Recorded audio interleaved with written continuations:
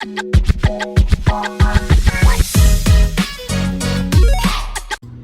Everyone, welcome back to the channel. मेरा नाम है अंकिता शर्मा। मैं आ गई हूँ एक और नए वीडियो के साथ।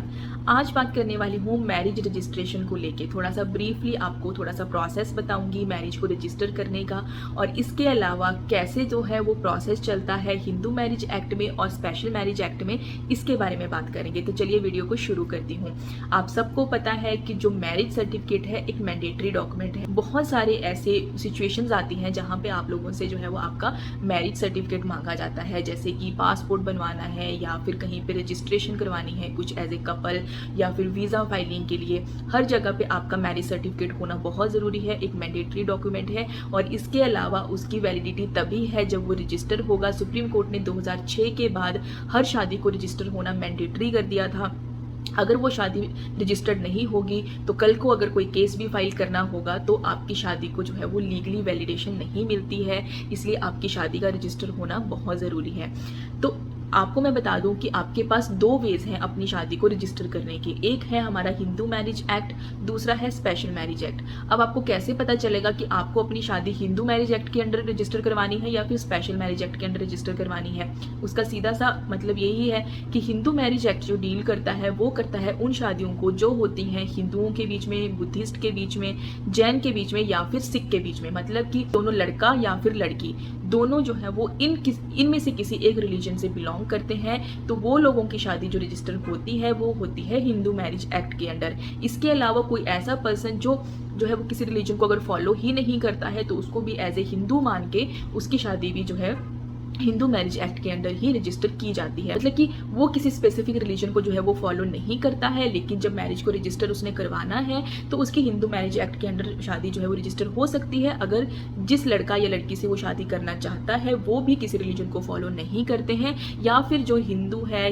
बुद्धिस्ट है या जैन है या सिख है, या फिर इसमें से किसी रिलीजन को अगर वो फॉलो करते हैं तो हिंदू मैरिज एक्ट के अंडर ही उनकी शादी रजिस्टर की जाएगी। अब जो स्पेशल मैरिज एक्ट है ये उन लोगों के लिए है जो इंटर रिलीजन शादी करते हैं। मतलब कि वो लोग हिंदू नहीं हैं, वो बुद्धिस्ट नहीं है, वो जैन नहीं है, वो सिख नहीं है, वो इसके अलावा किसी और रिलीजन से, मुस्लिम हैं, फारसी हैं या फिर किसी और रिलीजन को बिलोंग करते हैं, या फिर फॉरेनर हैं, मतलब इंडियन सिटीजन नहीं है। इस तरह के जो लोग हैं जब वो शादी करते हैं, मतलब मान लो एक लड़का हिंदू है लेकिन दूसरा मुस्लिम है, लड़की फारसी है लेकिन लड़का बुद्धिस्ट है, तो जब इंटर रिलीजन शादी होती है और जो रिलीजन जो है वो हिंदू मैरिज एक्ट में नहीं आता है, इसके अलावा कोई और रिलीजन जो है वो फॉलो किया जाता है उन पार्टीज के द्वारा, तो उनकी शादियां जो है वो रजिस्टर की जाती हैं स्पेशल मैरिज एक्ट के अंडर।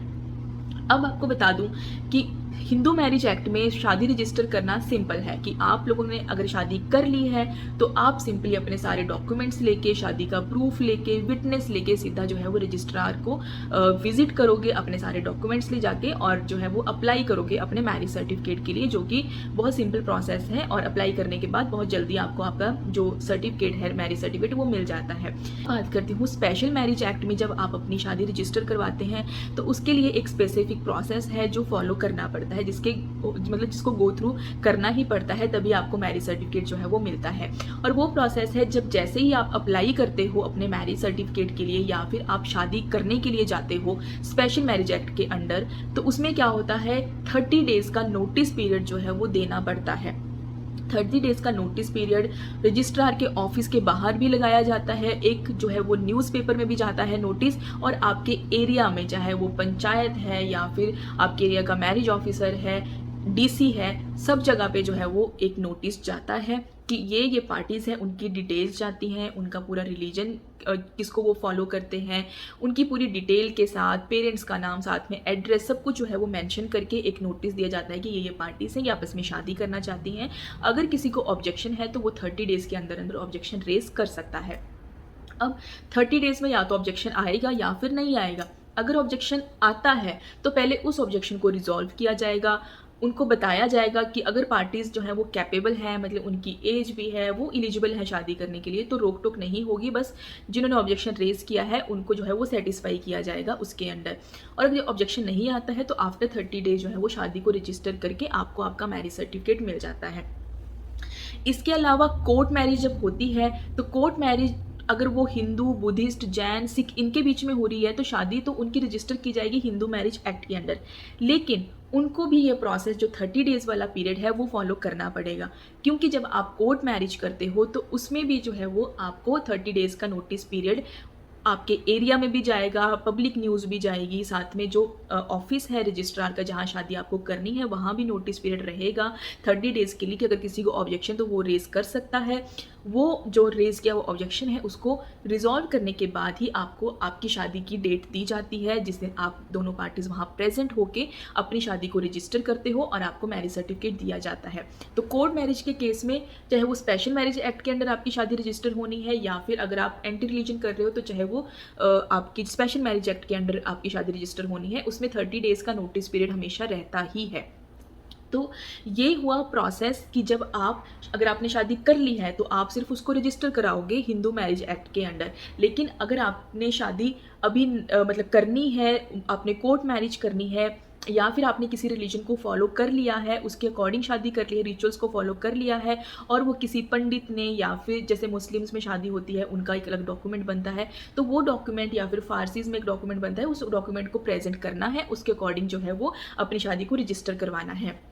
आपको मैं एक चीज़ और बता दूं कि आपको अपनी शादी को रजिस्टर करवाने के लिए या फिर कोर्ट मैरिज करने के लिए भी एडवोकेट हायर करने की ज़रूरत नहीं होती है। ये प्रोसेस बहुत सिंपल होता है, बस आपको जो दी हुई डॉक्यूमेंट्स हैं उनको रेडी करना है और जो प्रोसेस रहता है बस उसको फॉलो करना है, जो कि सिंपल होता है। उसमें ऐसा कुछ लीगल की टेक्निकलिटी को लेके कोई इशू क्रिएट नहीं होता है। बस आप जाके रजिस्ट्रार ऑफिस जाके एक बार प्रोसेस खुद से भी पता कर सकते हो, क्योंकि स्टेट वाइज जो प्रोसेस है वो वेरी कर सकता है, वो डिफ़र हो सकता है।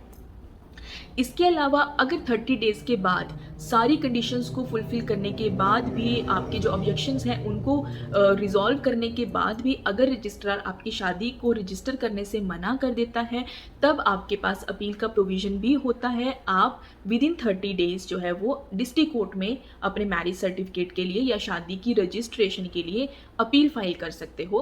तो आपके पास अपील का प्रोविज़न भी है, लेकिन ऐसी सिचुएशन आती नहीं है नॉर्मली कि जहाँ पे अगर आप एलिजिबल हो पूरी तरह से कि आप खुद से अपने डिसीजन ले सकते हो, आपकी जो है वो एज है, आप उस एज में हो कि आप शादी कर सकते हो अपनी मर्जी से। तो अगर ऐसा कुछ होने के बावजूद आपकी शादी रजिस्टर नहीं की जाती है तो आपके पास अपील का प्रोविज़न भी रहता है। तो आई होप आपको वीडियो जो है वो थोड़ी सी यूज़फुल ज़रूर लगी होगी। आपको थोड़ा सा हिंदू मैरिज एक्ट और स्पेशल मैरिज एक्ट में डिफ़र समझ आया होगा कि क्या डिफरेंस है और किस तरह से मैरिज को रजिस्टर किया जाता है। इसके अलावा डॉक्यूमेंट्स की जो लिस्ट होती है वो आपको मैं दूसरी वीडियो में बताऊंगी, क्योंकि अगर मैं अभी डॉक्यूमेंट्स बताऊंगी तो वीडियो थोड़ा लंबा चला जाएगा। तो हम जो डॉक्यूमेंट्स है उसका जो डिटेल में डॉक्यूमेंट्स क्या क्या होने चाहिए उसके बारे में आपको नेक्स्ट वीडियो में बताऊंगी। तो आई होप आपको वीडियो थोड़ी सी यूज़फुल ज़रूर लगी होगी। अगर लगी है तो वीडियो को लाइक कर लो, शेयर कर लो। बहुत सारी ऐसी वीडियोज़ आने वाली हैं जो आपको यूज़फुल लगने वाली हैं आपकी अपनी डेली लाइफ से, और साथ में जो लीगल नॉलेज आपको देगी। तो आज की वीडियो यहीं पे ख़त्म करती हूँ और मिलती हूँ नेक्स्ट वीडियो में। आज के लिए बाय बाय।